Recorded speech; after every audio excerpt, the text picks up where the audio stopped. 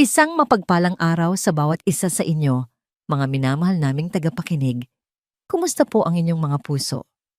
Muli, samahan ninyo ako, ang inyong lingkod, sa paglalakbay sa isang kwentong kakatok at magbibigay init sa mga ito.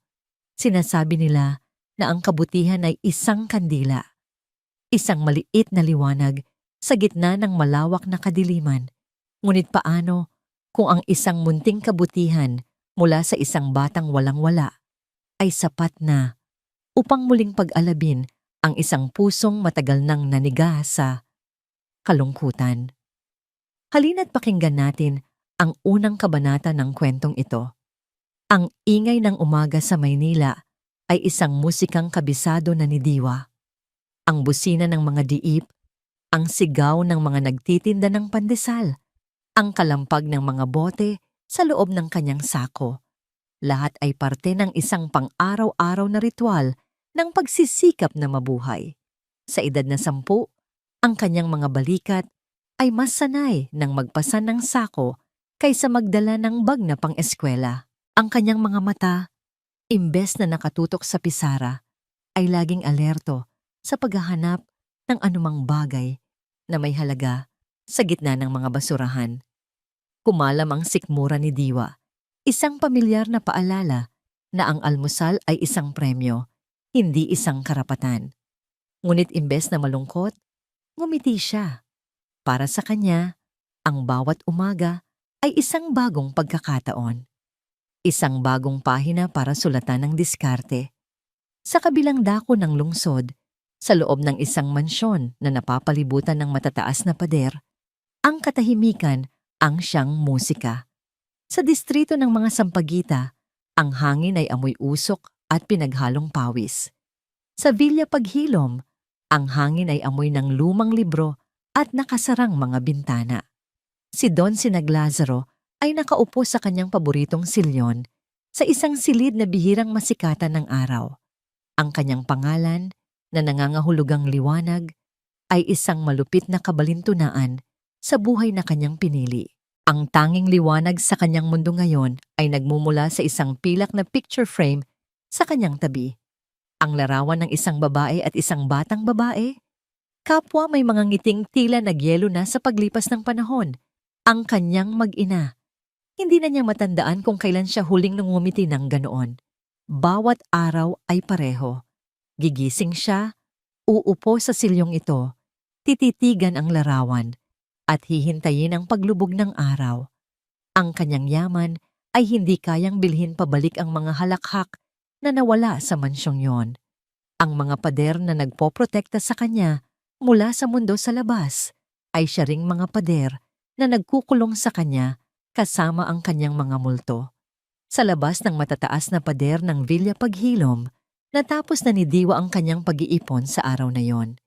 Hindi gaanong marami, ngunit sapat na para sa isang maliit na pandesal at marahil isang baso ng palamig. Sa kanyang paglalakad, pabalik sa kanyang taguan, isang espasyo sa likod ng isang lumang gusali, napadaan siya sa tapat ng malaking gate ng mansyon.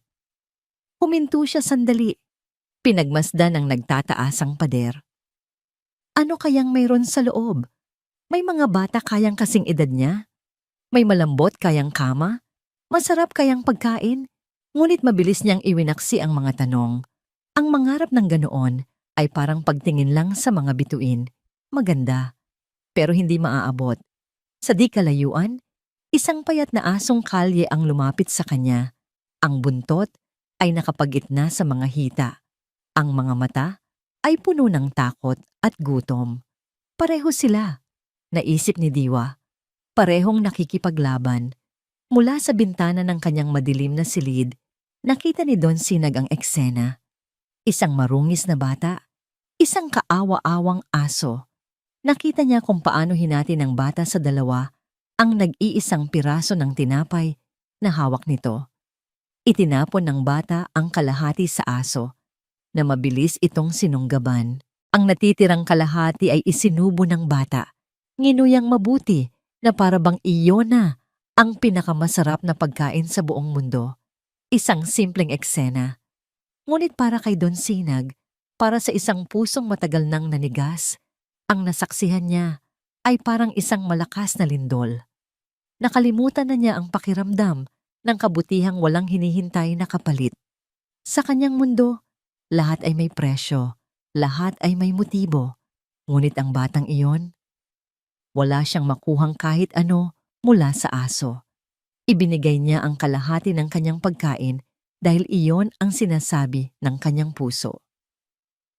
Hindi na malaya ni Don Sinag na bahagya siyang umusog palapit sa bintana. Isang damdamin ang gumapang sa kanyang dibdib, isang bagay na hindi pamilyar, isang bagay na hindi sakit o pangungulila, pagkamangha, pagkausisa. Tinawag niya ang kanyang matagal ng driver at katiwala na si Mang Berto. Ang boses niya ay magaspang, tila hindi sanay gamitin. "Berto?" Utos niya, ang mga mata ay nakatutok pa rin sa papalayong anyo ng bata. Yung bata sa labas, yung batang may sako. "Ano po iyon, Don Sinag?" Magalang na tanong ni Berto. "Alamin mo kung sino siya," sabi ni Don Sinag. Isang bagong determinasyon ang maririnig sa kanyang tono. "At dalhin mo siya rito." Naglalakad na si Diwa palayo sa gate. Ang isip ay nasa kung paano pagkakasyahin ang kakarampot na kinita. Nang isang itim at makintab na kotse ang huminto sa kanyang tabi. Bumukas ang bintana at isang lalaking nakauniporme ang tumingin sa kanya. Kinabahan si Diwa. May nagawa ba siyang masama? "Bata," sabi ni Mang Berto. Ang kanyang boses ay hindi galit ngunit seryoso. "Pinapatawag ka ng amo ko." Napatulala si Diwa. "Ang amo? Ang may-ari ng malaking bahay?" Tumingin siya sa likod, sa malaking gate na bakal, pagkatapos sa isa lalaki sa kotse. Ang takot at pagtataka ay naghalo sa kanyang dibdib. Bakit siya? Isang hamak na batang kalye? Ano ang kailangan sa kanya ng taong nakatira sa loob ng palasyong yun? Habang naglalakbay ang makintab na kotse, papasok sa malaking gate ng Villa Paghilom, pakiramdam ni Diwa ay lumiliit siya. Ang mga pader na dati tinitingala niya lang mula sa labas ay tila mga higanting nakabantay sa isang mundo na hinding-hindi niya pinangarap na mapasok. Sa loob ng madilim na silid, pinapanood ni Don Sinag ang pagdating ng sasakyan mula sa bintana. May kakaibang kaba siyang naramdaman. Ano nga ba ang ginagawa niya? Para saan ang pag-uusisa sa isang batang lansangan? Marahil, isa lamang itong biglaang kapritsyo. O marahil, sa unang pagkakataon sa loob ng maraming taon, may isang bagay na pumukaw sa kanyang atensyon bukod sa mga alaala ng kahapon. Dinala ni Mang Berto si Diwa sa malawak na sala. Napapalibutan ng bata ng mga bagay na ngayon lang niya nakita. Mga muebles na gawa sa maitim at kumikinang na kahoy, isang chandelier na tila gawa sa libu-libong piraso ng yelo, at isang sahig na sobrang kintab na kaya niyang makita ang sarili niyang refleksyon. Niyakap ni Diwa ang kanyang sarili, nahihiya sa kanyang maruruming damit at punit na tsinelas sa gitna ng gayong karangyaan.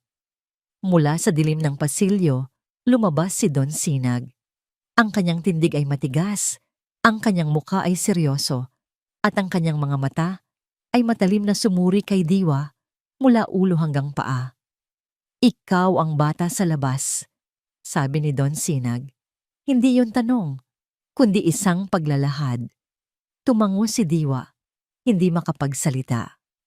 "Anong pangalan mo?" "Diwa." "Diwa po." Halos pabulong na sagot ng bata. "Diwa," ulit ni Don Sinag, tila tinatansya ang pangalan. "Bakit mo hinati ang tinapay mo kanina? Para sa aso?" Nagulat si Diwa sa tanong. Hindi niya inaasahan na yun ang dahilan kung bakit siya ipinatawag. Tumingin siya sa kanyang mga paa. "Kasi po, gutom din po siya. Pareho po kami." Isang sagot na walang paligoy-ligoy, isang sagot na puro katotohanan. Naramdaman ni Don Sinag ang isang bahagyang kirot sa kanyang dibdib. Isang bagay na matagal na niyang hindi naramdaman. Ang katotohanang yon, mula sa bibig ng isang bata, ay mas matalas pa sa anumang kutsilyo. Gaano na nga ba siya katagal naging makasarili sa sarili niyang kalungkutan? Hindi siya umimik. Tinalikuran niya si Diwa at naglakad papunta sa kusina. Sumunod naman si Mang Berto. Naiwan si Diwa na mag-isa sa gitna ng malawak na sala, lalong kinakabahan. Maya-maya, bumalik si Mang Berto. "Halika, iho. Pinapahanda ka ng pagkain ni Don Sinag."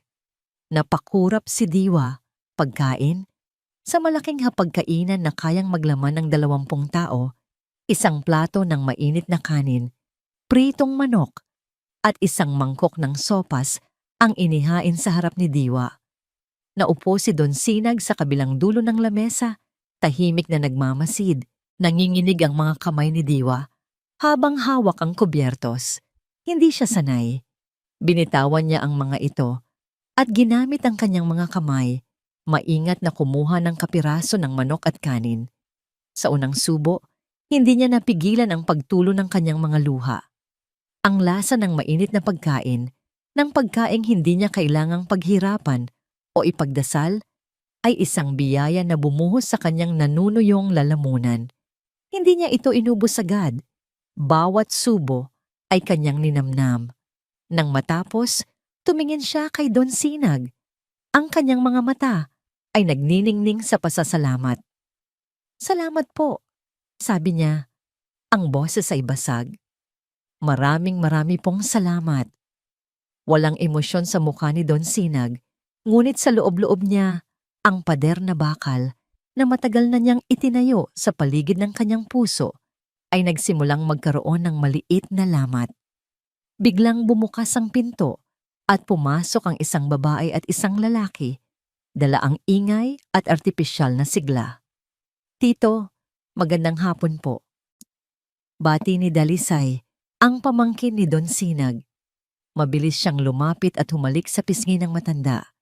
Kasunod niya ang kanyang asawang si Marco na ngumiti rin ng malapad. "Napadaan lang po kami para kamustahin kayo," sabi ni Dalisay, bago napatingin ang kanyang mga mata sa maliit na figura ni Diwa sa hapagkainan. "Oh, sino itong bisita ninyo, tito? Ang cute naman niya." Ang ngiti ni Dalisay ay matamis, ngunit ang kanyang mga mata ay malamig at mapanuri. "Siya si Diwa," maikling sagot ni Don Sinag.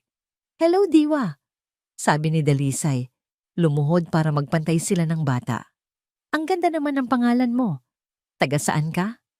Hindi nakasagot si Diwa. Nahihiya sa biglaang atensyon. "Naku, tito, mukhang may bago na kayong alaga, sabi ni Marco na may kasamang tawa. Inutusan ni Don Sinag si Mang Berto na dalhin muna si Diwa sa hardin para makapaglaro. Nang makaalis na ang bata, agad na nag-iba ang timpla ng usapan. "Tito Sinag, sino po ba talaga ang batang yon?" tanong ni Dalisay. Ang boses ay puno na ng kunwaring pag-aalala. "Saan niyo po napulot? Nako, mag-iingat po kayo. Alam niyo naman po ang mga batang kalye. Sanay sa diskarte. Baka mamaya may masama na palang binabalak. Huwag kayong mag-alala. Alam ko ang ginagawa ko." Matigas na sagot ni Don Sinag. Halatang naiirita sa pangingialam ng pamangkin. "Sinasabi ko lang po ito dahil nag-aalala kami sa inyo. Kayo na lang ang pamilya namin," madramang sabi ni Dalisay. Matapos ang ilang sandali ng pilit na kamustahan, nagpaalam na rin ang mag-asawa. Naiwan si Don Sinag sa kanyang mga iniisip. Ang mga salita ni Dalisay ay parang lason na unti-unting kumakalat sa kanyang isipan. Ginigising ang kanyang likas na pagiging mapanghinala. Lumabas siya sa balkonahe na tanaw ang malawak na hardin. Doon, nakita niya si Diwa. Hindi ito naglalaro. Tahimik itong nakaupo sa damuhan. Pinagmamasdan ang isang paru-paro na dumadapo sa mga bulaklak. Isang imahe ng purong inosensya. At sa sandaling iyon, sa gitna ng kanyang pagdududa at kalungkutan, isang bagay na milagroso ang nangyari. Isang maliit, halos hindi kapansin-pansing na ngiti ang sumilay sa mga labi ni Don Sinag Lazaro. Isang ngiti na matagal nang nawala, na kahit siya ay nagulat na, kaya pa pala niyang gawin. Hindi niya alam. Sa pag-alis nila, lumingon si Dalisay mula sa bintana ng kanilang sasakyan. At nakita niya ito. Nakita niya ang nangiting iyon. Ang ngiting hindi niya pa nakikita sa kanyang tito sa loob ng halos isang dekada. Ang nangiting para sa isang batang pulot lang sa lansangan. Biglang naglaho ang pekeng pag-aalala sa mukha ni Dalisay. Napalitan ito ng isang malamig at matigas na ekspresyon. Sa sandaling iyon, naintindihan niya. Ang bata ay hindi lang isang bisita. Isa siyang banta. Mula sa pananaw ni Diwa, ang bawat araw sa Villa Paghilom ay isang pagtuklas. Ang mga unang araw ay puno ng pagkamangha at kaunting takot. Maingat ang bawat hakbang niya sa makintab na sahig. Takot na makabasag ng mga bagay na mukhang mas mahal pa sa buong buhay niya. Ngunit unti-unti, ang mansyon ay nagiging isang kanlungan. Ang dating kumakalam niyang sikmura ay laging busog. Ang katawan niyang sanay sa lamig ng semento ay natutulog na ngayon sa isang malambot na kama. Pero ang pinakamalaking pagbabago ay ang presensya ni Don Sinag. Ang matandang dati tila isang rebultong bato ay unti-unting nagpapakita ng buhay. Hindi pa rin ito palangiti at madalas ay tahimik lang na nagmamasid, pero nararamdaman ni Diwa ang pagbabago. Sa mga tingin nito, mayroon ng kakaibang init na pumapalit sa dating lamig. Isang hapon, habang naglilibot sa malawak na bahay, dinala siya ng kanyang mga paa sa isang pasilyo na hindi pa niya napupuntahan. Sa dulo nito ay isang pinto na gawa sa madilim na kahoy na bahagyang nakaawang. Dahan-dahan niya itong itinulak at sumingaw ang amoy ng matagal nang hindi nabubuksang silid. Ang silid sa loob ay madilim at amoy alikabok. Ito ang nag-iisang parte ng bahay na tila napabayaan.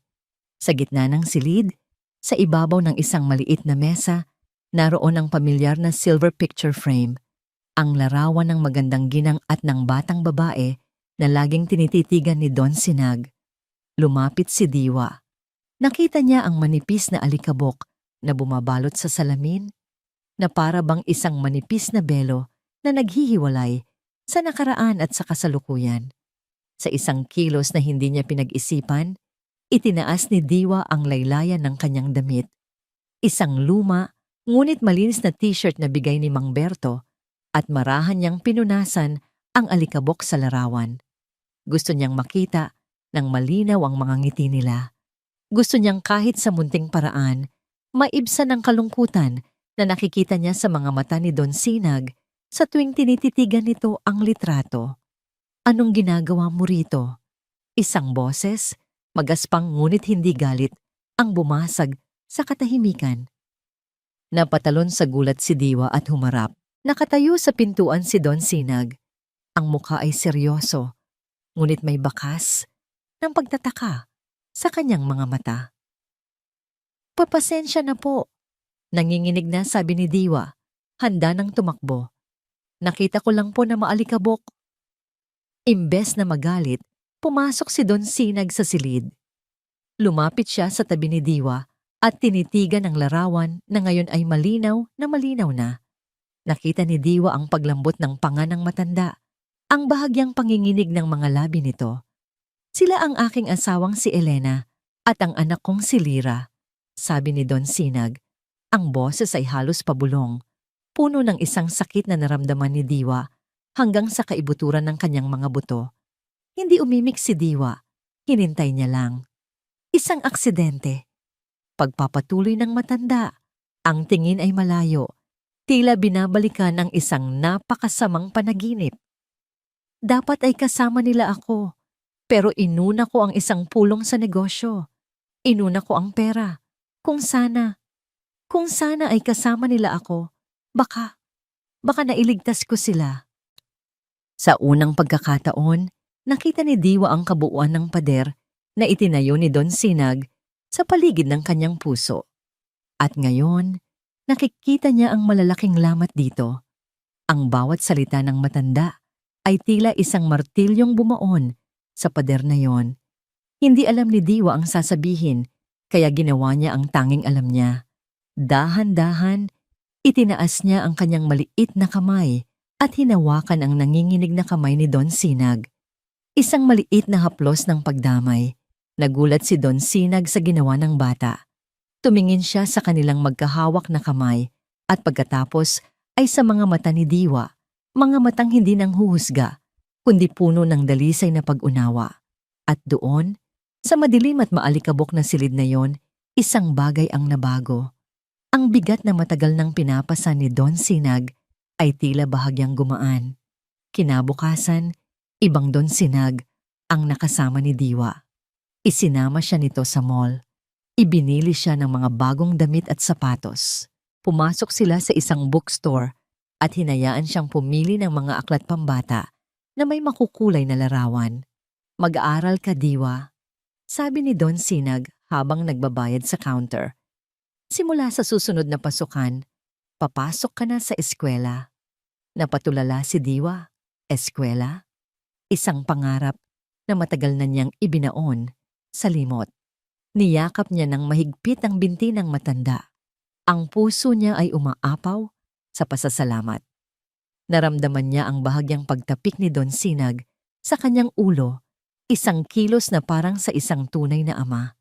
Ngunit ang liwanag na nagsisimulang sumilay sa Villa Paghilom ay nag-iiwan ng mas madidilim na anino. Ang balita ng pagbabago ni Don Sinag at ang pagtrato nito kay Diwa na parang isang tunay na anak ay mabilis na nakarating kina Dalisay at Marco. Isang gabi, sa kanilang modernong condo unit, hindi mapakali si Dalisay. "Nakita mo ba ang mga litratong pinadala ng katulong? Mga bagong damit, mga libro. Marco, kinukuha na ng batang yon ang dapat na para sa atin." Galit na sabi ni Dalisay, paikot-ikot sa kanilang sala. "Relax, mahal. Baka libangan lang yon ni Tito," sagot ni Marco. Ngunit may pag-aalala rin sa kanyang boses. "Libangan! Marco, malapit nang baguhin ni Tito ang kanyang huling habilin. Sigurado ako. Hindi na natin pwedeng palampasin ito. Kailangan nating tanggalin ang bata sa eksena. Ngayon na." "Anong gagawin natin? Hindi naman natin pwedeng saktan ng bata," sabi ni Marco. Isang mapanganib na ngiti ang sumilay sa labi ni Dalisay. "Hindi kailangang saktan. Kailangan lang nating sirain. Sirain ang tiwala ni Tito sa kanya. Isang bagay na hindi niya mapapatawad." Kinabukasan, habang abala si Don Sinag sa kanyang opisina at si Diwa ay masayang nagbabasa ng bago niyang libro sa hardin, isang pangyayari ang gumimbal sa buong Villa Paghilom. Pumasok ang isang kasambahay sa silid ni Don Sinag, humahagulgol. "Don Sinag! Don Sinag! Nawawala po!" Sigaw nito. Nawawala ang paboritong kwintas ng yumaong si Elena. Isang kwintas na may pendant na diamante, ang huling regalo sa kanya ni Don Sinag na hindi nito inaalis sa tabi ng kanyang kama. Naghinala ang lahat, naghahanap. At sa gitna ng paghahanap, isa pang kasambahay ang sumigaw mula sa maliit na silid kung saan pansamantalang natutulog si Diwa. Sa loob ng luma at raterong sako ni Diwa, sa ilalim ng iilang piraso ng damit panlansangan na itinabi pa rin niya, kumikinang ang isang bagay, ang nawawalang kwintas. Ang mundo ni Don Sinag ay gumuho sa isang iglap. Ang katahimikan ng Villa Paghilom na unti-unti nang napupuno ng pag-asa ay biglang binasag ng hagulgol at pag-aalala. Mula sa kanyang opisina, naririnig niya ang komosyon, ang pangalan ni Elena na binibigkas sa gitna ng mga hikbi. Pagdating niya sa kanyang silid, ang eksena ay isang bangungot. Ang mga kasambahay ay nagkakagulo. Ang kutsyon ay nakaangat. Ang mga drawer ay bukas. At sa gitna ng lahat si Dalisay, na kararating lang kasama si Marco, ay may mukhang puno ng pekeng pagkasindak. "Tito," salubong ni Dalisay, "ang kwintas." Ang kwintas ni Tita Elena nawawala. Ang mga salitang yon ay parang matatalim na bubog na tumusok sa pandinig ni Don Sinag. Ang kwintas, hindi lang yun alahas, iyon ay isang sagradong alaala. Ang huling piraso ng kaligayahan na naibigay niya sa kanyang asawa bago ito kunin ng tadhana. Ang kanyang paningin ay nagdilim. Ang kanyang panga ay nanigas. Ang pader na bakal na unti-unting nilalamat ni Diwa ay muling tumibay sa isang kisap mata. Mas matatag, mas malamig kaysa dati. Hanapin ninyo. Ang utos niya. Ang boses ay walang emosyon. Ngunit may bigat na nagpatahimik sa lahat. At doon, sa gitna ng paghahanap, isang sigaw ang umalingaw-ngaw mula sa guest room kung saan natutulog si Diwa. Sumunod si Don Sinag, ang bawat hakbang ay mabigat. Nakita niya ang isa sa mga katulong na nanginginig, hawak ang lumang sako ni Diwa, ako, at mula sa loob nito, sa ilalim ng mga gusgusing damit, kumikinang ang diamanteng pendant. Walang nagsalita. Ang tanging maririnig ay ang tibok ng puso ni Don Sinag. Isang malakas, masakit na pagkabog sa kanyang dibdib. Ang ebidensya ay naroon. Hindi mapapasubalian. Ang lahat ng pag-aalinlangan na itinanim ni Dalisay sa kanyang isip ay biglang nag-ugat at namunga ng mapait na katotohanan. Sinabi ko na nga ba sa inyo, Tito? Malungkot na bulong ni Dalisay. Lumapit at hinaplos ang kanyang braso. Masakit man tanggapin, pero ganyan talaga sila. Sanay sa hirap, sanay dumiskarte. Hindi nila alam ang salitang utang na loob. Ang bawat salita ni Dalisay ay lason. Isang lason na mabilis na kumalat sa mga ugat ni Don Sinag, pinapatay ang anumang natitirang pag-asa. Patawagin si Diwa, utos niya. Ang boses ay kasing lamig ng yelo. Ilang sandali pa, dinala si Diwa sa sala. Ang mukha ng bata ay puno pa rin ng saya mula sa pagbabasa ng libro. Ngunit nang makita niya ang mga seryosong mukha ng lahat, lalo na ang matigas na anyo ni Don Sinag, ang kanyang ngiti ay unti-unting naglaho. Bakit po? Tanong niya. Hindi sumagot si Don Sinag. Itinaas lang niya ang kanyang kamay. At ipinakita ng kasambahay ang kwintas. Nanlaki ang mga mata ni Diwa. Ang kwintas po ni Ma'am Elena. Pagkatapos ay napatingin siya sa sako. Pero, hindi po.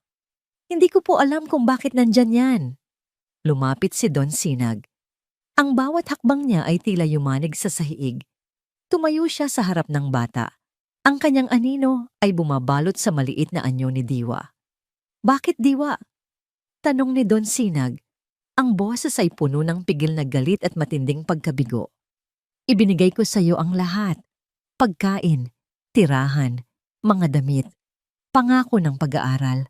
Bakit mo kinuha ang nag-iisang bagay na hindi mapapalitan? Hindi po ako. Maniwala po kayo. Umiiyak na, sabi ni Diwa. Ang mga luha ay malayang dumadaloy sa kanyang mga pisngi. Mahalaga po kayo sa akin.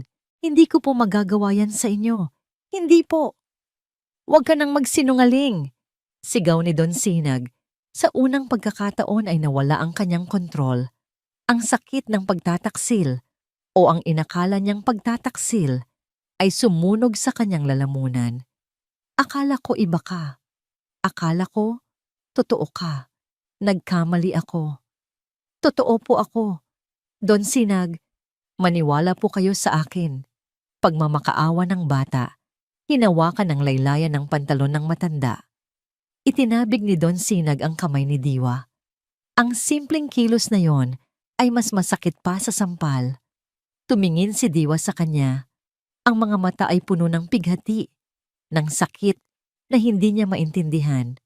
Ang taong nagsimula nang maging ama sa kanya ay tumitingin sa kanya ngayon na parang isang estranghero, isang magnanakaw. Sa sandaling iyon, nabasag ang puso ni Diwa. Ang sakit ay hindi dahil sa akusasyon. Ang sakit ay dahil sa pagkawala ng tiwala sa mga mata ng taong nagsimula na niyang mahalin. Hindi na siya nagsalita. Binitawan niya ang pantalon ni Don Sinag. Tumalikod siya at tumakbo. Tumakbo siya palabas ng sala, palabas ng malaking pinto, palabas ng gate ng Villa Paghilom, pabalik sa mundong dati niyang kinagisnan. Dala-dala ang isang sugat na mas malalim kaysa sa anumang gutom o lamig na naranasan niya. Naiwan si Don Sinag sa gitna ng sala, humihingal. Napanood niya lang ang pag-alis ng bata. Ang bahay ay muling natahimik. Ngunit ang katahimikang ito ay mas mabigat, mas nakakabingi. Ang pag-iisa na dati niyang niyayakap ay isa na ngayong parusa. Naramdaman niya ang kamay ni Dalisay sa kanyang likod. Hayaan niyo na po siya, tito. Mas mabuti na po ito bago pa mahuli ang lahat. Tumango lang siya, walang lakas na magsalita. Gusto na lang niyang mapag-isa. Pumasok siya sa kanyang opisina at isinara ang pinto. Naupo siya sa kanyang silyon sa gitna ng dilim at hinayaang lamunin siya ng pamilyar na kalungkutan. Ngunit ngayon, mas masakit ito dahil nakatikim na siya ng liwanag at ang pagbabalik sa dilim ay isang impyerno. Gabi na. Inutusan niya si Mang Berto na ligpitin ang mga gamit sa guest room. Nang wala nang makarinig, pumasok si Don Sinag sa naiwang silid. Ang kama ay maayos na. Ang mga librong binili niya ay nakapatong sa mesa. Walang bakas na may isang batang minsang nangangarap doon. Maliban sa isang bagay, sa tabi ng unan, may isang piraso ng papel na lukot. Kinuha niya ito. Isa itong drawing, gawa sa Crayola. Isang malaking tao at isang maliit na bata. Magkahawak kamay, parehong may malalaking ngiti. At sa ilalim nito, sa sulat ng isang bata, nakasulat ang mga salitang, "Ang bago kong tatay." Ang papel ay tila bumatak sa kanyang mga kamay. Ang hangin ay nawala sa kanyang mga baga. Ang pader na bakal sa kanyang puso, na akala niya ay buo na muli, ay biglang gumuho at sa ilalim nito ay isang matinding pagsisisi ang sumaksak sa kanya. Napahawak siya sa kanyang dibdib. Ang sakit ay totoo at hindi maipaliwanag. Ang pagbabalik sa lansangan ay mas masakit kaysa sa unang pagtapak ni Diwa dito. Dati, ang bawat piraso ng karton ay isang higaan. Ngayon, isa na itong paalala sa lambot ng kamang kanyang iniwan. Dati, ang bawat kagat sa panis na tinapay ay isang biyaya. Ngayon, isa na itong insulto sa lasa ng mainit na sopas na kanyang natikman. Ngunit higit sa lahat, ang lamig ng gabi na tumatagos sa kanyang mga buto ay hindi kayang pantayan ang lamig na iniwan ng mga mata ni Don Sinag. Ang apoy sa kanyang puso, ang diwa ng pag-asa at pagpupursigi ay halos mamatay. Hindi na siya kasing liksi sa paghahanap ng mga bote at bakal. Minsan, nang agawin ng isang mas malaking bata ang kanyang munting na ipon, hindi na siya lumaban. Hinayaan na lang niya. Para saan pa? Ang pinakamahalagang bagay na natagpuan niya ay hindi isang bagay na nakikita, kundi isang pakiramdam. Ang pakiramdam na may nagmamalasakit. At iyon ay inagaw na rin sa kanya. Gabi-gabi, sa kanyang pagtulog, ang bumabalik sa kanya ay hindi ang sigaw ni Don Sinag, kundi ang ekspresyon nito. Ang malalim na pagkabigo sa mga matang nagsimula na niyang tingalain. Iyon ang sugat na patuloy na dumurugo. Samantala, sa loob ng Villa Paghilom, ang bawat sulok ay sumisigaw ng pangalan ni Diwa.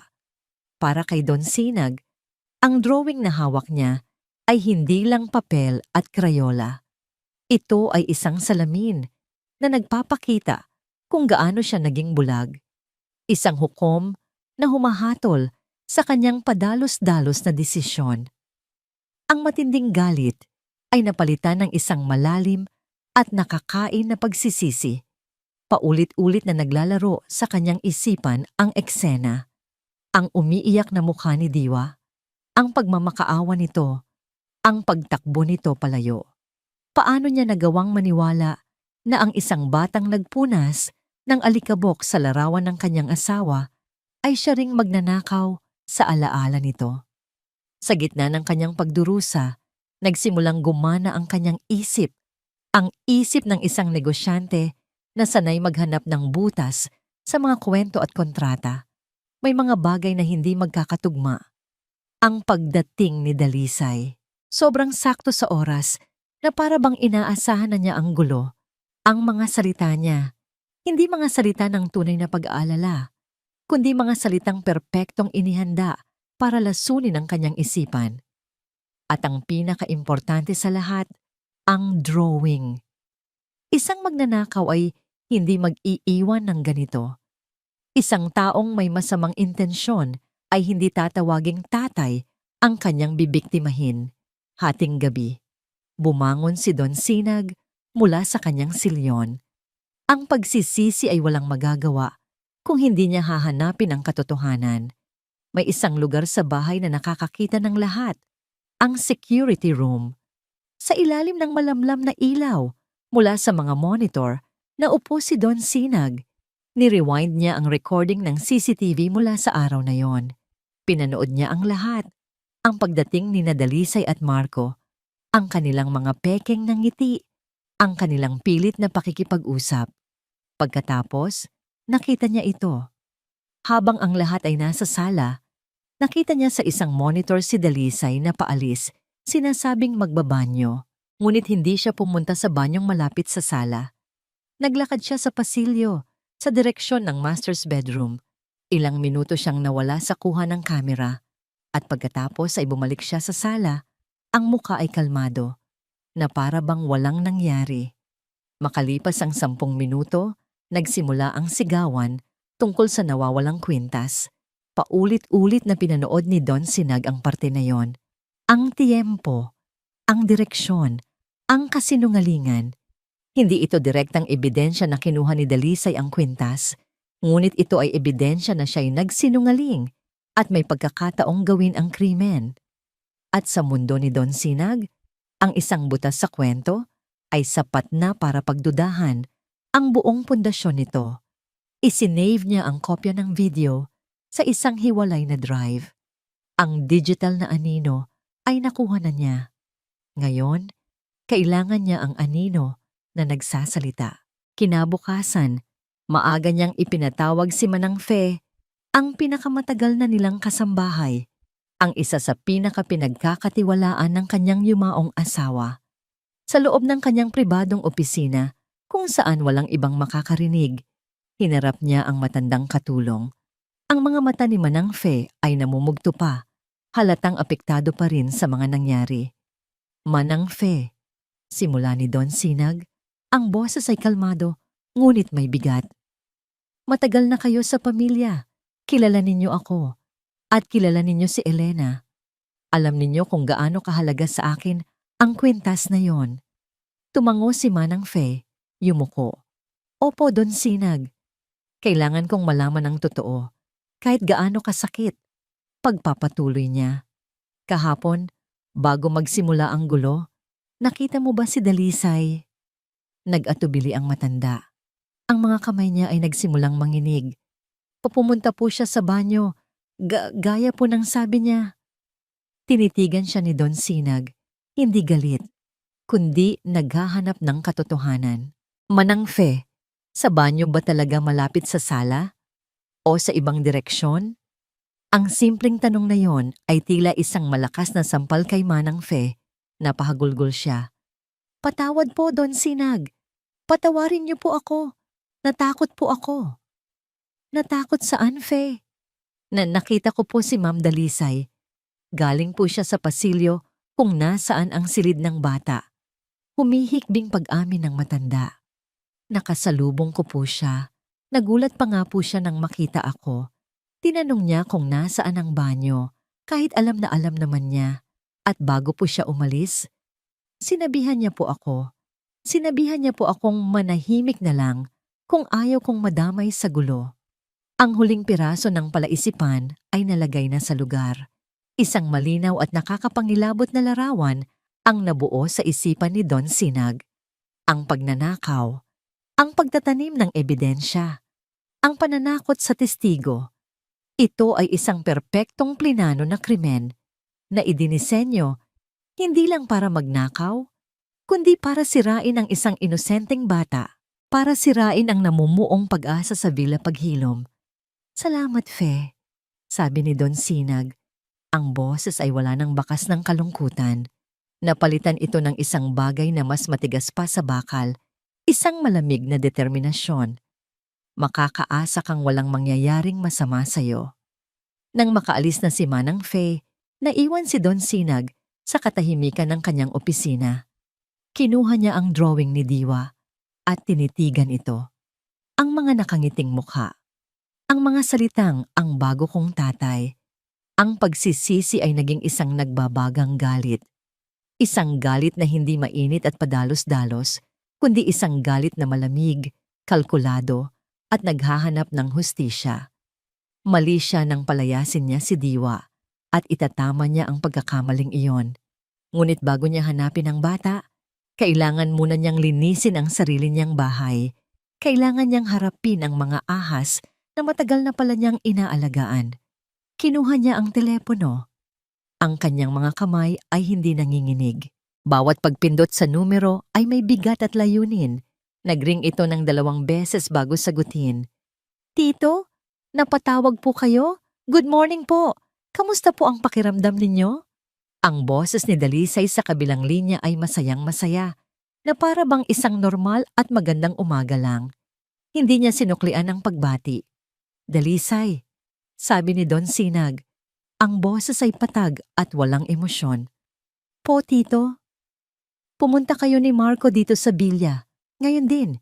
Narinig ni Don Sinag ang bahagyang pag-aatubili sa kabilang linya.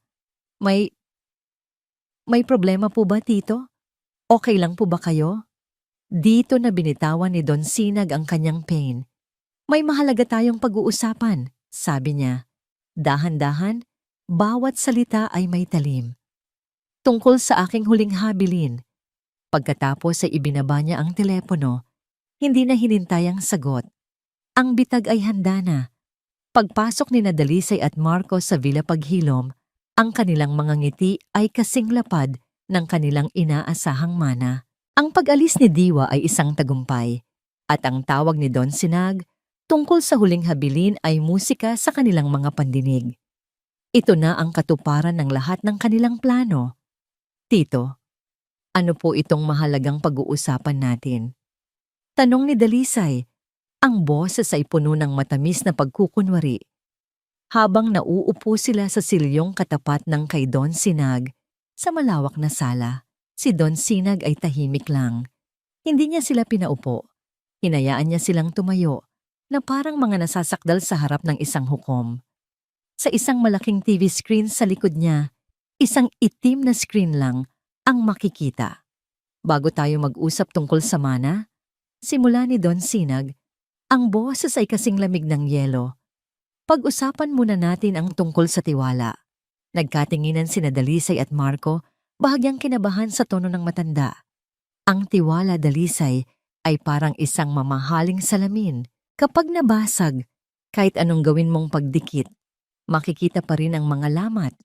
Pagpapatuloy niya, ang mga mata ay nakatitig ng diretso kay Dalisay. At ikaw, winasak mo ang tiwala ko. Namutla ang mukha ni Dalisay at napatingin siya kay Marco na halatang hindi na rin mapakali. Titito, ano po ang ibig ninyong sabihin? Imbes na sumagot, kinuha ni Don Sinag ang remote control. Sa isang pindot, umilaw ang screen. Walang tunog ang video, ngunit ang mga imahe ay mas malinaw pa sa anumang salita. Unang lumabas ang eksena kung saan nagpapaalam si Dalisay na magbabanyo. Pagkatapos ay ang kuha sa ibang anggulo, kung saan malinaw na naglakad siya patungo sa pasilyo ng master's bedroom, at pagkatapos ay sa pasilyo ng guest room kung saan natutulog si Diwa. At ang huli, ang eksena kung saan nakasalubong niya si Manang Faye. Ang takot at pagkagulat sa kanilang mga mukha. Tapos na ang video. Ang katahimikan sa sala ay nakakabingi. Mamanipulado iyan. Hindi iyan totoo. Sigaw ni Dalisay. Ang boses ay nanginginig. Ang teknolohiya ay hindi nagsisinungaling, Dalisay. Mahinahong sabi ni Don Sinag. Pero ikaw, buong buhay mo, puro kasinungalingan. Doon na sumabog si Dalisay. Wala nang matamis ng ngiti. Wala nang pekeng pag-aalala. Ang lumabas ay isang halimaw na matagal nang nagkukubli. Oo, ako nga ang gumawa noon. Ako nga. Umalingaw-ngaw ang kanyang sigaw sa buong mansyon. Dahil sawang-sawa na ako. Sawang-sawa na akong maging anino lang sa pamilyang ito. Anino? Naguguluhang tanong ni Don Sinag. Oo, anino. Lumapit si Dalisay. Ang mga mata ay nag-aapoy sa galit. Palagi na lang si Lira. Si Lira na magaling. Si Lira na matalino. Si Lira na paborito. Kahit patay na siya, siya pa rin ang bida. Ang lahat ng yaman na ito, dapat sa kanya. Hindi ba? At kami? Kami na nabubuhay, kami na nagtitiis sa tabi ninyo, kami ang pulot dulo lang. Ang bawat salita ay isang saksak sa puso ni Don Sinag. Hindi niya akalain na ganito kalalim ang inggit at galit na itinatago ng kanyang pamangkin. Ang perang iyon ay amin dapat. Karapatan namin iyon. Pagpapatuloy ni Dalisay. Pero dumating ang pulubing iyon. Isang batang hindi natin kaano-ano. At sa isang iglap, handa mo nang ibigay sa kanya ang lahat. Ang pagmamahal na hindi mo na ibigay sa amin. Ang kayamanan na dapat ay sa amin. Hindi iyon makatarungan. Katarungan. Umiling si Don Sinag. Ang pighati ay napalitan na ng matigas na desisyon. Huwag mong banggitin ang salitang katarungan. Dahil simula ngayon, mararanasan mo kung ano ang tunay na katarungan. Tapos na ang pagpapanggap, Dalisay. Huminga siya ng malalim. Tawagan mo ang abogado natin. Bukas na bukas din, babaguhin ko ang aking huling habilin. Wala kang makukuhang kahit isang sentimo. Ang lahat ng ari-arian ko ay mapupunta sa isang foundation para sa mga batang lansangan. Tila sinampal ng 10 beses si Dalisay. Ang galit sa kanyang mukha ay biglang napalitan ng desperasyon. At isa pa, dagdag ni Don Sinag, ang bawat salita ay isang pako sa kabaong ng mga pangarap ni Dalisay. Ipahahahanap ko si Diwa at gagawin ko siyang tunay na Lazaro. Ituturing ko siyang anak na hindi ko naibigay kay Lira. Iyon na ang huling salita. Ang pagkasuklam sa mukha ni Dalisay ay hindi maipinta. Alam niyang talo na siya. Ngunit bigla, kumalma ang kanyang mukha. Isang nakakapangilabot na katahimikan ang pumalit sa kanyang galit. Ngumiti siya. Kung iyan po ang desisyon ninyo, Tito, tatanggapin ko. Nagulat si Don Sinag sa biglaang pagbabago.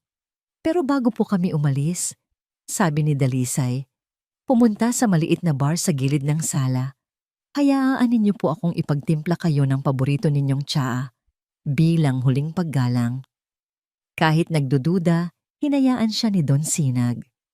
Habang nakatalikod si Dalisay, ang kanyang mga kamay ay mabilis na gumalaw. May isang maliit na botelya siyang kinuha mula sa kanyang bag at mabilis na nagpatak ng ilang likido sa tasa. Inabot niya ang tsaa kay Don Sinag. Ang mga kamay ay hindi nanginginig. Paalam po, Tito. Tumalikod na sila at naglakad palabas. Nang makalabas na sila ng pinto, hinawakan ni Dalisay ang braso ni Marco. Ang kanyang mga mata ay walang emosyon, malamig na parang yelo. Kung hindi natin makukuha, walang sino man ang makakakuha. Bulong niya. Oras na para tawagan ang doktor na yon. Naiwan si Don Sinag sa sala. Nakaramdam siya ng pagod, ngunit mayroon ding kakaibang gaan. Tapos na. Ang katotohanan ay lumabas na. Kinuha niya ang telepono para tawagan si Mang Berto. Berto, ihanda mo ang mga tauhan. Hanapin ninyo si Diwa. Huwag kayong babalik hanggat hindi ninyo siya kasama. Pagkatapos ng tawag, humigop siya sa tsaa na inihanda ni Dalisay. Mapait. Bigla, isang matalim na kirot ang biglang sumaksak sa kanyang dibdib. Napahawak siya dito. Ang kanyang paningin ay nagsimulang manlabo. Ang tasa ay nahulog mula sa kanyang mga kamay, nabasag sa sahig. Sinubukan niyang tumayo. Ngunit ang kanyang mga binti ay hindi na sumunod. Napaluhod siya. Ang kanyang paghinga ay nauubos. Ang huling nakita niya ay ang kisame ng kanyang mansyon. Dahan-dahang nagdidilim. At sa gitna ng sakit, At pagkalito, isang huling halakhak ang umalingaw sa kanyang isipan, ang malamig at matagumpay na ngiti ni Dalisay. Ang balita sa lansangan ay parang apoy sa tuyong damo. Mabilis kumalat, walang sinisino. Narinig ito ni Diwa mula sa isang nagtitinda ng sigarilyo na nagbabasa ng dyaryo. Milyonaryong negosyante, Don Sinaglazaro, pumanaw dahil sa atake sa puso. Ang mga salita ay tila mga langgam na gumapang sa kanyang tainga, bumaba sa kanyang lalamunan at kinain ang anumang natitirang hangin sa kanyang mga baga. Hindi maari. Tumakbo siya palayo sa mga tao, palayo sa mga salitang ayaw niyang paniwalaan. Sumuot siya sa isang madilim na eskinita, sa likod ng mga basurahan, sa kanyang munting taguan. Doon, sa wakas, bumigay siya. Ang iyak na nagsimula sa kanyang dibdib ay isang mabangis na hayop na gustong kumawala. Humagulgol siya, hindi tulad ng isang bata, kundi tulad ng isang taong nawalan ng lahat. Ang kanyang mga balikat ay nayanig. Ang kanyang lalamunan ay namaga. Ang bawat hikbi ay nagdadala ng imahe ni Don Sinag. Ang seryosong mukha nito, ang unti-unting panggiti, ang pagtapik sa kanyang ulo, ang pangako ng isang bagong buhay. Patay na. Ang bago niyang tatay ay wala na. At ang huling alaala niya rito ay ang galit sa mga mata nito, ang pagtataboy nito sa kanya. Ang sakit ay doble-doble. Ang pighati ng pagkawala ay hinaluan ng laso ng pagsisisi. Sana hindi na lang siya tumakbo. Sana ay nanatili siya at nagmakaawa pa. Baka kung nandoon siya, hindi ito nangyari. Lumipas ang maghapon, nayakap-yakap niya ang kanyang mga tuhod. Nang magsimulang dumilim, isang pagnanasa ang tumubo sa kanyang puso. Kailangan niyang makita ito. Kailangan niyang makita siya sa huling pagkakataon. Kahit mula sa malayo, dahan-dahan, na parang isang anino, tinahak niya ang daan pabalik sa Villa Paghilom. Ang bawat hakbang ay isang pagpapahirap. Ang mansyon, na minsan ay naging kanyang kanlungan, ay isa na ngayong monumento ng kanyang nawalang pangarap. Hindi na siya dumaan sa malaking gate. Nagtago siya sa mga halaman sa gilid ng pader, sa isang lugar kung saan may siwang na tanaw ang bintana ng malawak na sala. Ang mga ilaw sa loob ng mansyon ay nakabukas, ngunit ang liwanag ay malamlam at malungkot. Nakita niya ang mga taong nakaitim na damit. Nakita niya sina Dalisay at Marco, umiiyak habang kausap ang isang lalaking naka-Amerikana na mukhang abogado. Ang kanilang mga luha ay mukhang totoo, ngunit ang kanilang mga mata ay walang buhay, walang tunay na pighati. At pagkatapos, nakita niya ito. Sa gitna ng sala, sa ibabaw ng isang mamahaling kabaong na bukas, nakahimlay ang katawan ni Don Sinag. Nakasuot ito ng magarang barong. Ang mga kamay ay magkapatong sa dibdib. Ang mukha ay payapa. Ngunit para kay Diwa, ito ay isang imahe ng walang hanggang kalungkutan. Napahawak si Diwa sa kanyang bibig para pigilan ang isa na namang hagulgol. Bumuhos muli ang kanyang mga luha. Dito na nagtatapos ang lahat. Ang huling sinag ng pag-asa sa kanyang buhay ay tuluyan ng namatay. Habang nakatitig siya sa anyo ng matanda, sa gitna ng kanyang pagdadalamhati, isang alaala ang biglang sumulpot sa kanyang isipan. Isang alaala na pilit niyang kinalimutan dahil sa sakit na dulot nito. Ang eksena sa sala. Ang sigawan, ang pagtakbo niya, ngunit hindi yun ang alaala. Ang alaala ay noong paalis na siya, noong itinabig ni Don Sinag ang kanyang kamay. Sa isang saglit, bago ito tumalikod ng tuluyan, nakita niya ito. Nakita niya ang pagtagis ng bagang nito, ang panginginig ng labi at isang patak ng luha. Isang maliit, kumikinang na patak ng luha ang gumulong sa pisngi ni Don Sinag bago nito mabilis na ipinihit ang kanyang mukha. Noon, inisip niyang iyon ay luha ng galit o pagkabigo. Ngunit ngayon, habang inaalala niya ito, may ibang naramdaman si Diwa. Hindi iyon galit. Iyon ay sakit. Ang sakit ng isang taong pinipilit gawin ang isang bagay na labag sa kanyang kalooban. Bakit? Bakit ito iiyak kung galit ito sa kanya?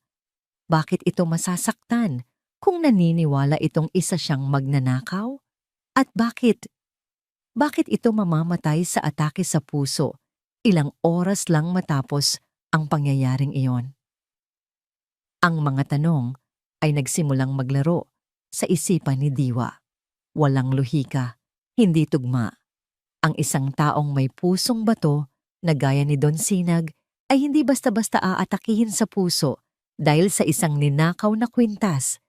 At ang isang taong naniniwalang natuklasan niya ang isang manloloko ay hindi luluha. May mali. May isang piraso ng kwento na nawawala. Ang pagdadalamhati sa kanyang puso ay hindi nawala. Ngunit nabahiran ito ngayon ng isang bagong emosyon, kalituhan. At sa ilalim ng kalituhan na yon, isang napakaliit, halos hindi maramdamang binhinang pagdududa ang nagsimulang tumubo. Sa di kalayuan, nakita ni Diwa ang isang pamilyar na lalaki na papalapit kina Dalisay, ang doktor ng pamilya. May iniaabot itong isang papel. Ang death certificate. Acute heart failure. Narinig ni Diwa na sabi ng doktor sa abogado. Biglaan, pero nangyayari talaga sa mga may edad na at may dinaramdam. Tumango si Dalisay, pinupunasan ang kanyang mga peking luha. Nang tumalikod ang abogado at ang doktor, sa isang saglit na walang sino mang nakatingin, nakita ni Diwa ang isang bagay na nagpatayo ng lahat ng balahibo sa kanyang katawan. Isang mabilis, halos hindi mahahalata, ngunit puno ng tagumpay na ngisi ang sumilay sa mga labi ni Dalisay. Ang nangisi ni Dalisay ay parang isang susi na nagbukas ng isang madilim na silid sa isipan ni Diwa. Biglang nagkaroon ng kahulugan ang lahat ng bagay na hindi niya maintindihan. Ang perpektong tiyempo ng pagkawala ng kwintas, ang luha sa mata ni Don Sinag, ang biglaang pagkamatay nito. Ang lahat ay konektado at ang sentro ng lahat ng ito ay ang babaeng nagpapanggap na nagluluksa ngayon. Sa mga sumunod na araw, ang bilya paghilom ay naging entablado ng isang perpektong dula. Si Dalisay ang bida, ang ulirang pamangkin na nag-aasikaso sa burol ng kanyang pinakamamahal na tito. Siya ang tumatanggap sa mga nakikiramay, ang umiiyak sa tamang oras, at ang nagbibigay ng mga panayam sa media tungkol sa biglaang pagkawala ng butihing pilantropo. Para sa mundo, siya ay isang anghel.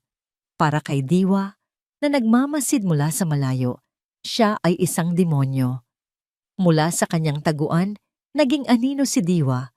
Sinusundan niya ang bawat galaw sa mansyon, at ang kanyang mga nakikita ay nagpapatibay lang sa kanyang hinala. Nakita niya kung paano sinisante ni Dalisay ang mga pinakamatapat na katulong, kasama na si Manang Fe at Mang Berto. Pinalitan sila ng mga bagong mukha na walang alam sa nakaraan, mga taong utusan lang na walang koneksyon sa yumaong amo. Isang hapon, nakita niyang dumating ang abogado. Pagkaalis nito, narinig niya ang malutong na halakhak ni Dalisay at Marco mula sa hardin. Nagbubuhos sila ng mamahaling alak, nagtatawanan, nagdiriwang, walang bakas ng pagluluksa.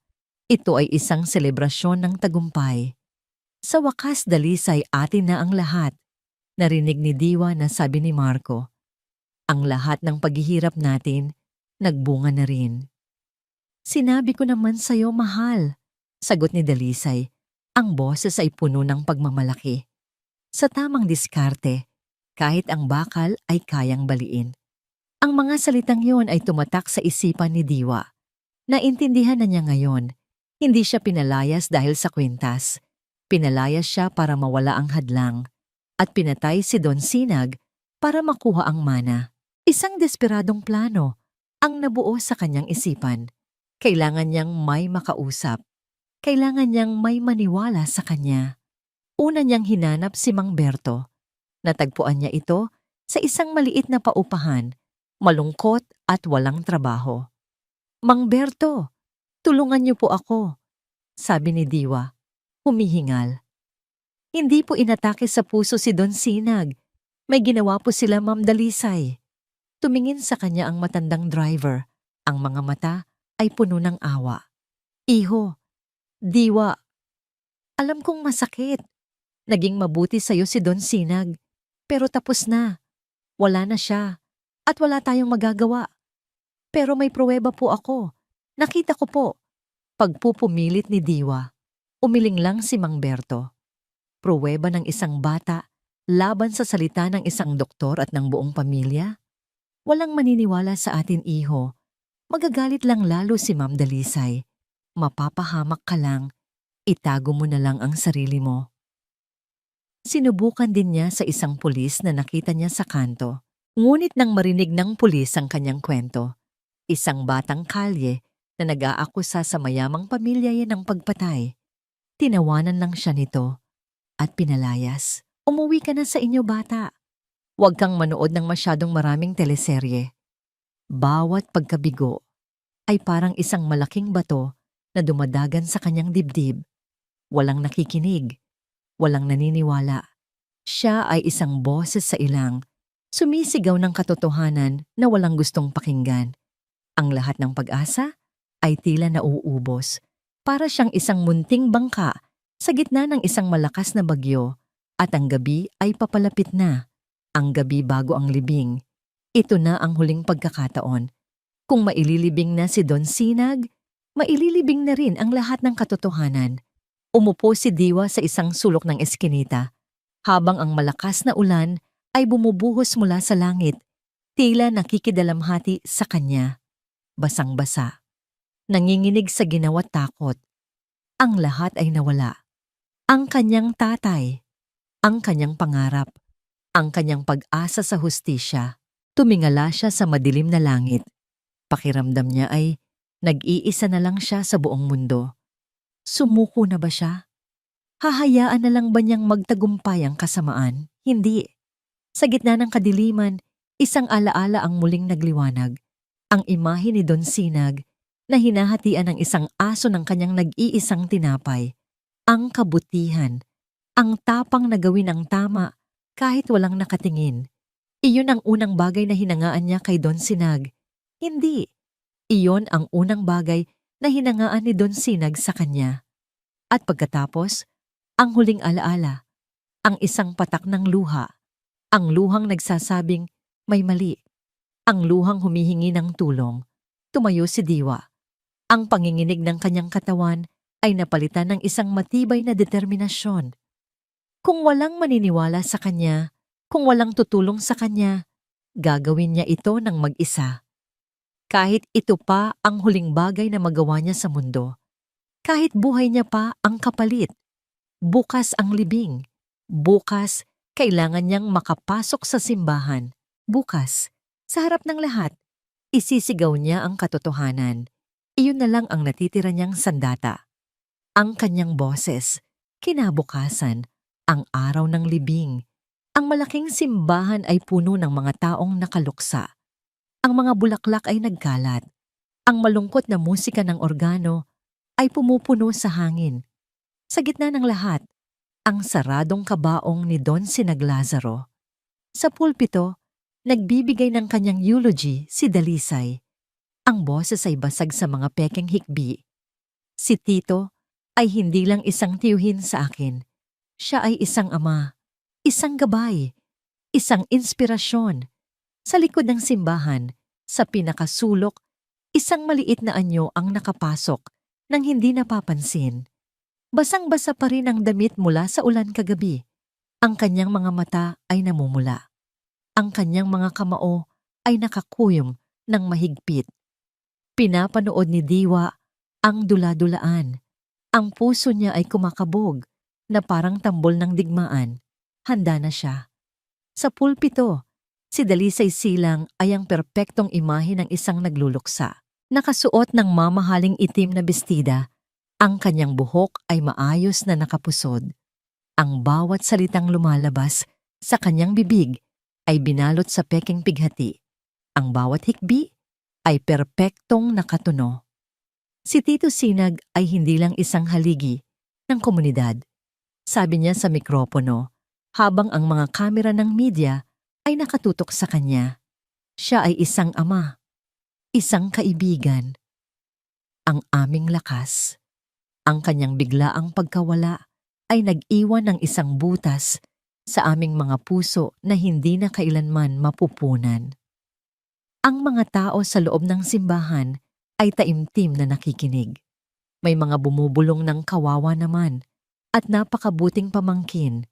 Ang dula ay perpekto. Ang kasinungalingan ay ganap na tinanggap bilang katotohanan. Ngunit sa likod, sa pinakasulok ng simbahan, isang puso ang kumakabog na parang tambol ng digmaan. Para kay Diwa, ang bawat salita ni Dalisay ay isang insulto sa alaala ng lalaking nagsimula na niyang ituring na ama. Nakita niya ang mga tauhan ng punerarya na papalapit sa kabaong, handa na para isara ito ng tuluyan. Ito na, ngayon na o hindi na kailanman. Ang takot na kanina pa bumabalot sa kanya ay biglang naglaho. Napalitan ito ng isang nag-aapoy na tapang, ang tapang na ipinanganak mula sa pagmamahal at sa paghahanap ng hustisya. Mula sa dilim, isang maliit na anyo ang tumakbo. Huwag! Ang sigaw ay hindi malakas, ngunit puno ng desperasyon, sapat upang basagin ang malungkot na katahimikan ng simbahan. Lahat ng ulo ay lumingon. Tumakbo si Diwa sa gitnang pasilyo. Ang tunog ng kanyang mga gutay-gutay na tsinelas ay umalingaw-ngaw sa marmol na sahig. Ang kanyang damit ay basa pa. Ang kanyang mukha ay puno ng dumi at luha, ngunit ang kanyang mga mata ay nagniningas. Huwag ninyo siyang ilibing! Sigaw niya muli, mas malakas ngayon, habang papalapit sa kabaong. Buhay pa siya! Gulat. Pagkalito, ang mga bulungan ay naging isang malakas na ugong. Sino yan? Anak ng kalye? Anong pinagsasabi niya? Sa pulpito, ang mukha ni Dalisay ay nagyelo sa pagkasindak. Ang kanyang perpektong dula ay nawasak. Si Marco, na nakaupo sa unang hilera, ay mabilis na tumayo. Anong kabaliwan ito? Security! Alisin niyo ang batang yan dito! Sigaw ni Marco. Ngunit huli na ang lahat. Narating na ni Diwa ang harap ng simbahan. Humawak siya sa gilid ng kabaong na para bang poprotektahan niya ito gamit ang kanyang munting katawan. Hinarap niya ang mga tao, ang kanyang dibdib ay umaakyat baba sa paghingal. Huwag po kayong maniwala sa kanila, sigaw ni Diwa. Itinuro sina Dalisay at Marco. Hindi po siya inatake sa puso. Sila po ang may gawa nito. Nilason po nila siya. Sinunggaban ni Marco ang braso ni Diwa. Malakas, masakit. Tumahimik ka, demonyo kang bata ka. Umalis ka dito. Bitiwan niyo ako. Nagpupumigla si Diwa. Nagsasabi po ako ng totoo. Hindi po ako magnanakaw. Plinano po nila ang lahat para makuha ang pera. Itinanim po nila ang kwintas sa gamit ko para mapalayas ako. Ang mga salita ay sunod-sunod na lumabas mula sa bibig ni Diwa, isang desperadong pagbubunyag ng katotohanan.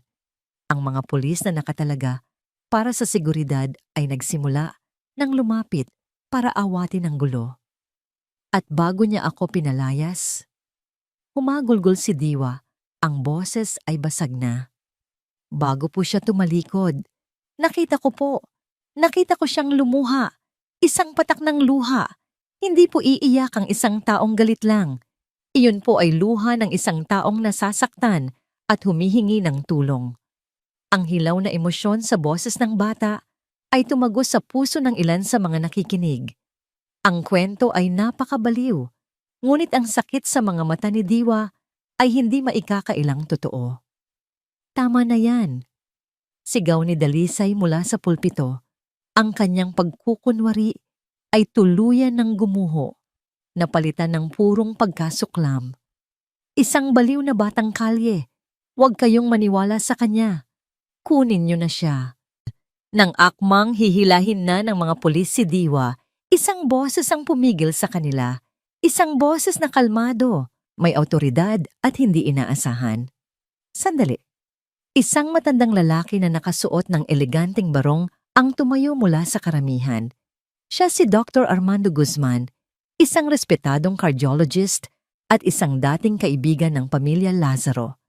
Lumapit siya, ang kanyang mga mata ay nakatutok hindi sa nagwawalang si Dalisay, kundi sa umiiyak na si Diwa. Doktor, ano po ito? Tanong ng pamilyar na doktor ng pamilya, na halatang kinakabahan. Naideklara na siyang patay. May death certificate. Hindi pinansin ni Dr. Guzman ang doktor. Tumingin siya sa hepe ng pulisya.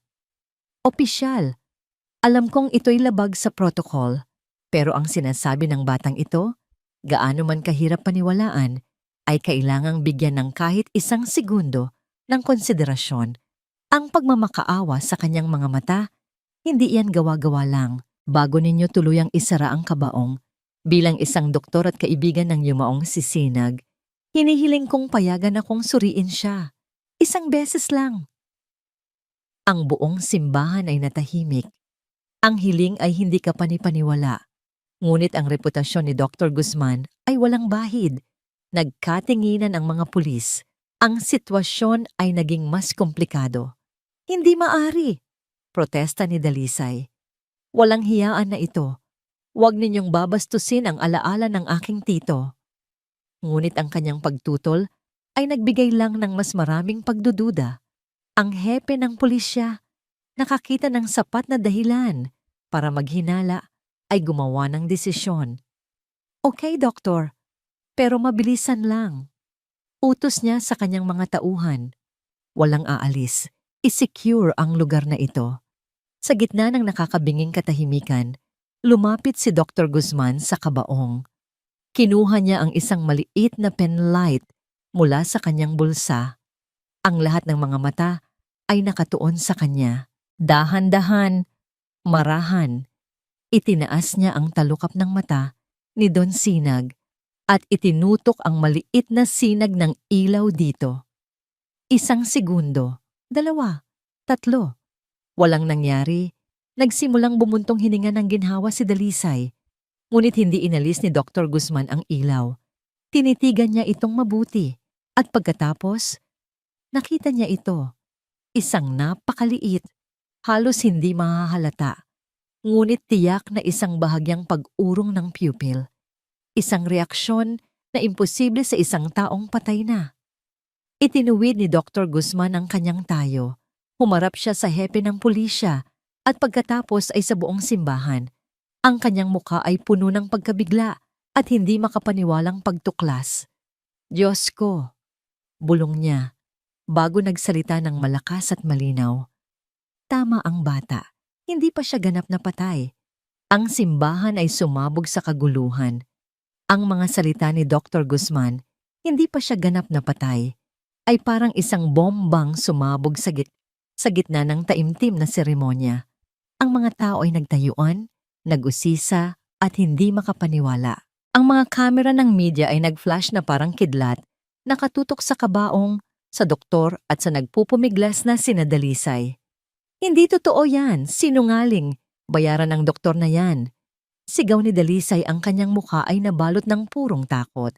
Sinubukan niyang tumakbo, ngunit hinarang na siya ng mga pulis. Hold it right there, ma'am. Sabi ng hepe ng pulisya, ang boses ay matigas na. You and your husband are not going anywhere. Sa isang iglap ang eksena ay naging mabilis.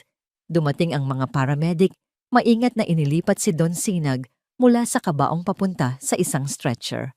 Ang doktor ng pamilya na kasabwat ay sinubukang tumakas sa gitna ng gulo, ngunit itinuro siya ni Dr. Guzman. Siya, hawakan niyo siya. Siya ang pumirma sa pekeng death certificate. Ang pagpupumiglas ni Dalisay, ang pagmumura ni Marco, ang pagmamakaawa ng doktor, lahat ay naging isang maingay na eksena ng pagbagsak. Nakita ni Diwa ang pagposa sa kanilang mga kamay. Nakita niya ang paglaho ng kanilang kapangyarihan. Ang hustisya, na kanina lang ay isang imposibleng pangarap, ay nagaganap na ngayon sa harap ng kanyang mga mata. Para kay Don Sinag, Ang mundo ay isang panaginip, isang mahabang, madilim na panaginip kung saan siya ay isang bilanggo sa sarili niyang katawan. Naririnig niya ang lahat, ngunit hindi siya makagalaw. Nararamdaman niya ang lahat, ngunit hindi siya makasigaw. Narinig niya ang sigaw ni Diwa sa simbahan. Ang bawat salita ng bata ay parang isang sinag ng liwanag na tumagos sa kanyang madilim na kulungan. Buhay pa siya. Narinig niya ang pagtanggi ni Dalisay. Narinig niya ang boses ni Armando Guzman. Narinig niya ang kaguluhan. At sa gitna ng lahat, ang boses ni Diwa ang nagsilbing angkla sa kanyang lumulubog na kamalayan. Ang bata, ang kanyang pag-asa. Naramdaman niya ang pag-angat sa kanya, ang tunog ng sirena ng ambulansya, ang mabilis na pagtulak sa kanya sa mga pasilyo ng ospital. Narinig niya ang mga terminong medical na hindi niya maintindihan. Tetrodotoxin, induced paralysis, slowed metabolic rate. Naramdaman niya ang tusok ng karayom, ang pagpasok ng malamig na likido sa kanyang mga ugat. Ang bawat tunog at pakiramdam ay isang hakbang palayo sa kadiliman. Ang paralysis na bumihag sa kanya ay unti-unting bumibitaw. Una, isang bahagyang panginginig sa dulo ng kanyang daliri. Pagkatapos, ang kakayahang igalaw ang kanyang mga mata. At sa wakas, isang malalim, nanginginig na paghinga. Ang unang pagmulat ng kanyang mga mata ay masakit. Ang puting ilaw ng ospital ay masyadong matindi. Pumikit siya muli. Sinubukan niyang muli, dahan-dahan. Ang mga hugis ay unti-unting naging malinaw.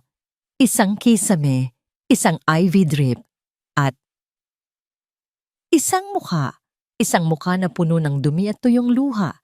Ngunit ang mga mata ay nagniningning sa pag-asa at pag-aalala.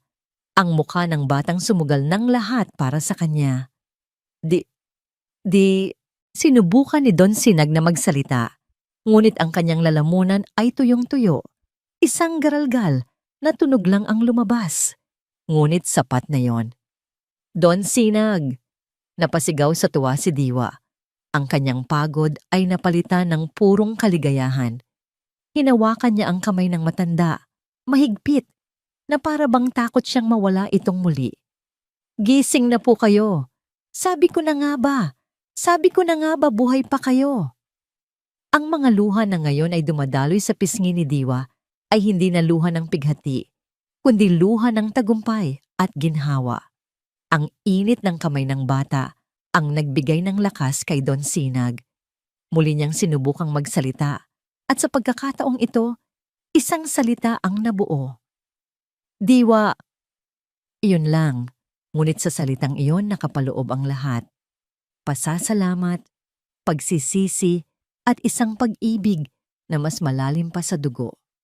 Sa mga sumunod na araw, habang unti-unting bumabalik ang lakas ni Don Sinag, ang buong katotohanan naman ang lumabas sa investigasyon.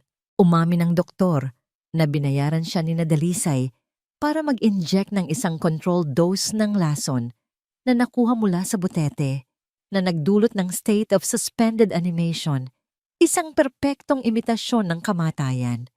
Umamin siya sa takot na siya lang ang mapagbuntunan ng buong kasalanan. Ang motibo, ang pagbabago sa huling habilin, ay naging malinaw. Ang mga bank account ni Dalisay at Marco na nagpapakita ng malalaking utang ay nagsilbing karagdagang ebidensya. Ang kaso ay matibay. Ang dating respetadong mag-asawa ay naging sentro ng isang iskandalong gumimbal sa alta sosyedad. Isang hapon, habang si Don Sinag ay nakaupo na sa kanyang hospital bed, pinapanood ang balita. Pumasok ang kanyang abogado. Sir, sabi ng abogado, ang lahat ng ebidensya ay naisaayos na. Nakakulong na sila at walang piyansa. Ang buong kwento ay nasa kamay na ng piskal. Ngayon, nag-atubili ang abogado. Mayroon lang pong isang katanungan na kailangan nating sagutin para sa hinaharap. Ang tungkol po sa huling habilin ninyo. Ano po ang gusto ninyong gawin ngayon? Ngumiti si Don Sinag, isang tunay, payapang ngiti. Tumingin siya sa labas ng pinto ng kanyang silid. Doon, sa pasilyo, nakita niya si Diwa na masayang kausap ang mga nurse. Ikinukwento ang kanyang mga naging karanasan sa lansangan na para bang mga adventure. Ang bata ay isang bukas na libro ng katatagan at kabutihan. Ibinalik niya ang tingin sa kanyang abogado. Ang desisyon ay matagal nang nabuo sa kanyang puso mula pa noong una niyang makita ang drawing. "Mayroon akong babaguhin, attorney?" Sabi ni Don Sinag. Ang boses ay mahina pa, ngunit puno ng katiyakan.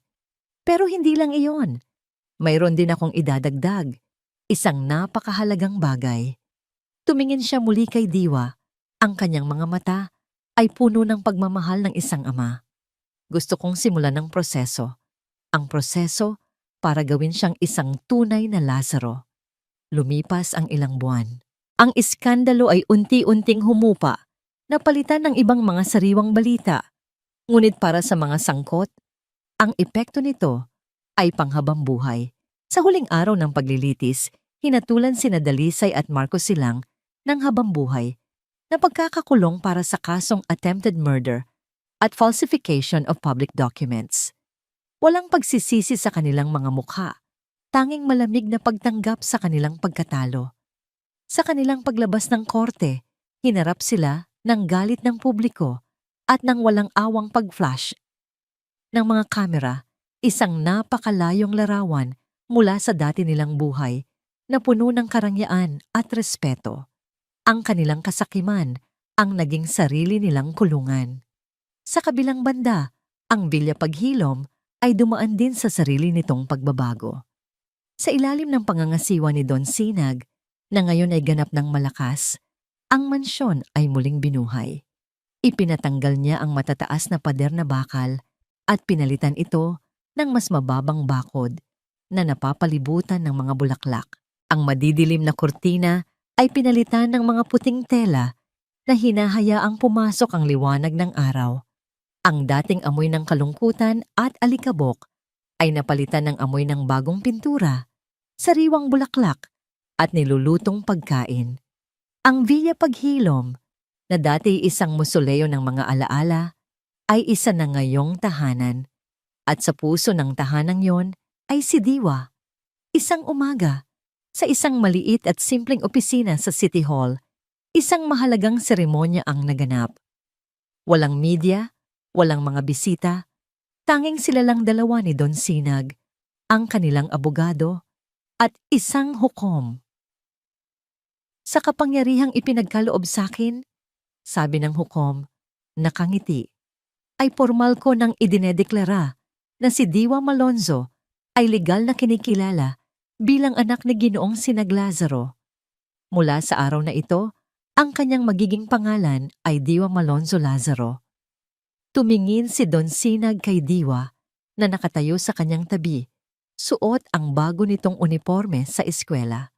Ang mga mata ng bata ay nagniningning na parang mga bituin. "May pangalan ka na, anak," bulong ni Don Sinag. Ang boses ay puno ng emosyon. Hindi na napigilan ni Diwa. Niyakap niya ng mahigpit ang kanyang tatay. Sa unang pagkakataon, ang salitang iyon ay hindi na isang pangarap na isinulat sa isang pirasong papel. Ito na ay isang katotohanan.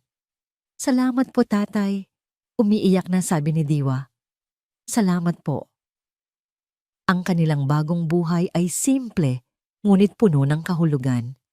Sa umaga, personal na inihahatid ni Don Sinag si Diwa sa eskwelahan. Sa hapon, tinutulungan niya ito sa kanyang mga takdang aralin. Natuklasan niya ang isang bagong uri ng kaligayahan sa mga simpleng bagay, sa pagbabasa ng libro ng magkasama, sa paglalaro ng chess, kung saan laging nananalo si Diwa, at sa paglalakad sa kanilang hardin. Isang hapon, habang nagdidilig sila ng mga halaman, nagpasya silang magtanim ng isang bagong puno sa gitna ng hardin.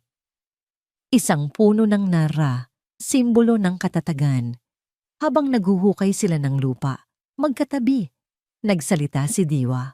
Tay, naalala niyo po ba yung una nating pagkikita? Paano ko makakalimutan?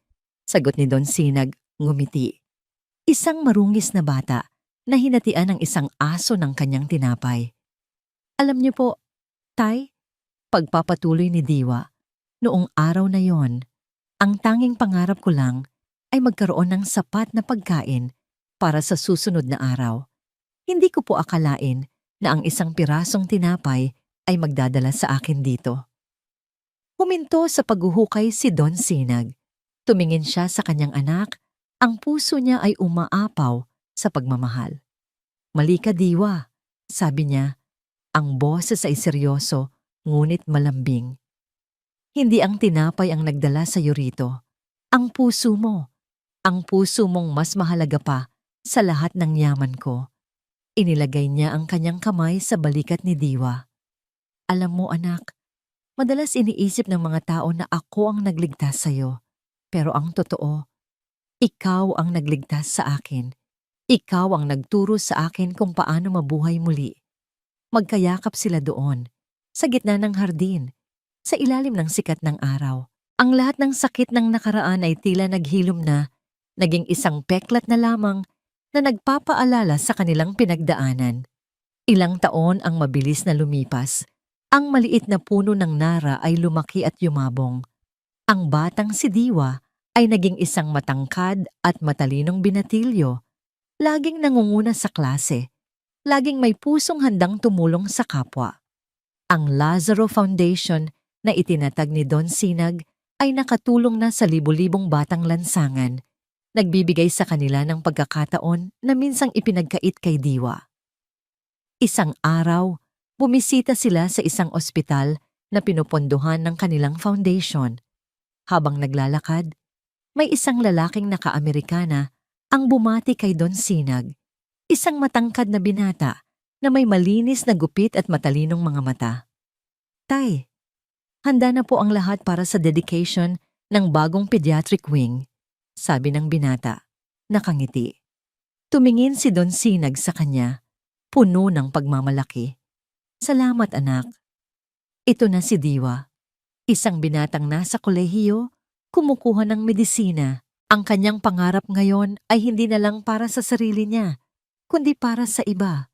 Ang maging isang doktor para sa mga batang walang kakayahang magpagamot. Ngunit ang kwento ay hindi pa tapos. Sa ospital na yon, may isang doktora na laging nakangiting bumabati sa kanila. Isang babaeng may mahinahong boses at mga matang puno ng kabaitan. Si Dr. Kalinaw Reyes, ang doktor na unang tumingin kay Don Sinag nung ito'y isinugod mula sa simbahan. Siya ang naging regular na doktor ni Don Sinag at sa paglipas ng panahon, naging malapit na kaibigan ng pamilya. Isang kaibigan na unti-unting nagbukas muli sa puso ng matandang byudo. Ang bagong simula ay hindi lang para kay Diwa. Ito ay para rin kay Don Sinag. Lumipas pa ang maraming taon. Ang mga pahina ng kalendaryo ay pinalis ng hangin. Bawat isa ay nag-iiwan ng mga alaala ng tawanan, pag-aaral at pagmamahal. Ang Villa Paghilom, na dati ay isang simbolo ng kalungkutan, ay naging isang buhay na testamento sa kapangyarihan ng paghilom. Si Dr. Diwa Malonzo Lazaro, ang pangalan ay musika sa pandinig ni Don Sinag, ay hindi lang isang doktor. Siya ay isang himala. Sa umaga, siya ay isang respetadong pediatrician sa isa sa mga pinakamalaking ospital sa bansa. Sa hapon, inaalis niya ang kanyang puting coat at nagsusuot ng simpleng t-shirt. Naglalaan ng oras sa isang maliit na klinika na itinayo ng Lazaro Foundation sa puso ng distrito ng mga Sampaguita. Doon, sa mismong mga lansangan kung saan siya dating natutulog na gutom, nagbibigay siya ng libreng gamot at pag-aalaga sa mga batang katulad niya noon. Hindi niya kailanman kinalimutan ang kanyang pinanggalingan. Sa katunayan, iyon ang nagsisilbing panggatong sa kanyang apoy. Sa bawat batang ginagamot niya, nakikita niya ang kanyang sarili.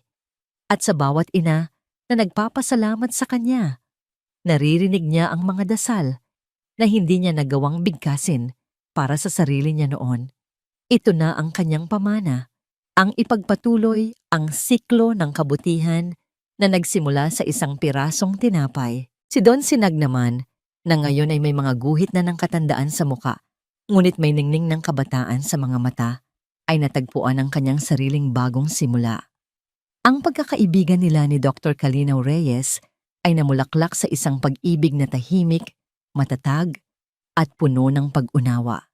Ikinasal sila sa isang simpleng seremonya sa hardin ng Villa Paghilom, sa ilalim ng mayabong na puno ng nara na itinanim ni Nadiwa. Si Kalinaw, ang pangalan niya ay perpektong naglalarawan sa kung ano ang dinala niya sa buhay ni na Don Sinag. Kapayapaan, kaluwagan, ang huling piraso na bumuong muli sa basag na pamilya Lazaro. Hindi niya sinubukang palitan si Elena, ang unang asawa ni Sinag. Sa halip, iginalang niya ang alaala nito at kasama ni Sinag, bumuo sila ng isang bagong kabanata. Isang gabi, ang 3 miyembro ng pamilya Lazaro ay magkakasamang naghahapunan. Ang mahabang lamesa na dati ay simbolo ng pag-iisa ay puno na ngayon ng buhay at kwentuhan. "Kamusta ang klinika, anak?" tanong ni Don Sinag habang nagsasali ng sopas sa mangkok ni Diwa. "Mabuti naman po, Tay," sagot ni Diwa. "May bago po kaming pasyente, isang batang babae, matalino at masayahin pero may malubhang hika. Gagawa po kami ng paraan para mabigyan siya ng pangmatagalang gamutan." Ngumiti si Kalinaw. Hinawakan niya ang kamay ng kanyang asawa. "Manang-mana ka sa tatay mo. Ang puso laging nasa pagtulong." Tumingin si Don Sinag kay Diwa. Ang pagmamalaki sa kanyang mga mata ay hindi maikukubli. "Hindi, mahal. Masigit pa siya sa akin. Ako, natuto lang akong tumulong noong mayroon na akong lahat. Si Diwa, tumutulong na siya kahit noong wala pa siyang anuman." Pagkatapos ng hapunan, nagtungo si Diwa at Don Sinag sa balkonahe, isang ritual na madalas nilang gawin. Tanaw mula roon ang kumikinang na mga ilaw ng lungsod. "Tay," sabi ni Diwa, "minsan, iniisip ko pa rin sila. Sina Dalisay." Huminga ng malalim si Don Sinag. "Ako rin, anak. Hindi galit ang nararamdaman ko para sa kanila, kundi awa. Ipinagkakait nila sa kanilang sarili ang isang bagay na mas mahalaga kaysa sa anumang pera, ang kapayapaan ng kalooban. Sana, balang araw, mapatawad din nila ang kanilang mga sarili," sabi ni Diwa. Tumingin si Don Sinag sa malayo. Ang pagpapatawad ay isang mahabang paglalakbay. Ang mahalaga ay ang sarili nating paglalakbay. Inakbayan niya ang kanyang anak. "At ang paglalakbay nating dalawa, ito ang pinakamagandang regalong natanggap ko sa buhay."